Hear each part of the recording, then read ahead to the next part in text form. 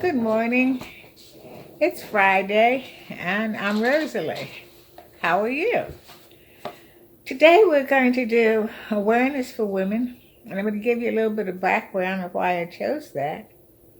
In the 70s, I was working for child welfare, and a coworker said to me, uh, our clients need a support group. And I said, who's going to do it? She said, you are.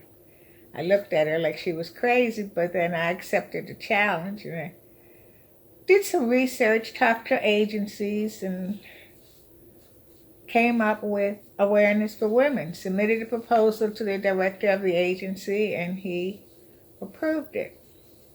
We ran a support group.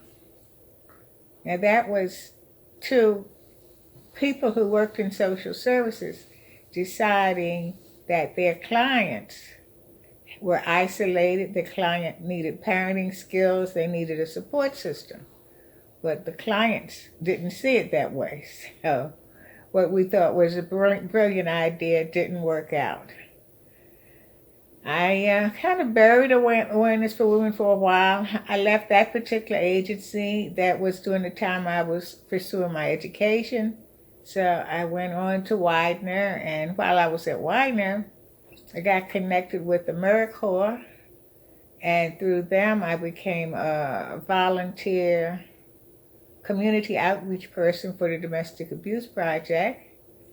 And again, I had clients that I thought could benefit from a support group because I was also conducting a support group for women who were experiencing separation and divorce at the home office of the agency, because I was the community outreach person for the satellite of the agency. And I started a group, and that group was much more successful than my first one. And I made an announcement to that group saying, there is a women's conference out in the county. And someone from the group said, why do we have to go out there? So the next week I went back and I said, you don't. We're going to do one here in the city. And they thought, we can't do that. So I said, we can. We have a shoestring budget, of course. But all of us know someone who's connected to the community and has talent and speaks. So they got the speakers, I got the venue, I did the PR. We decided it would be a brown bag lunch. We would provide coffee and donuts, and it was a success. And at the end of the day, all of us were not on cloud 9, but we were way up on cloud 54. We left there with the feeling that if we could do that, we could just about do anything.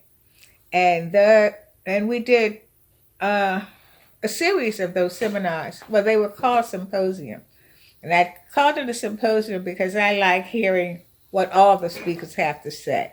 When I have to make a choice to go to a breakout room, I don't like that sometimes because I want to hear everything. So that worked out, but I like the name Awareness for Women.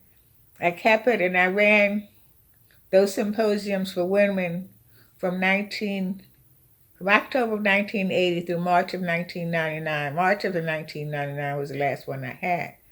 But today, I wear the Sojourner Truth button because she is someone that I admire in history.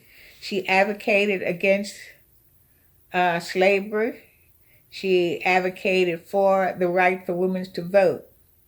The two subjects that I am very passionate about is African American history, and I'm against domestic violence. So I made her my model, and I channel her energy a lot.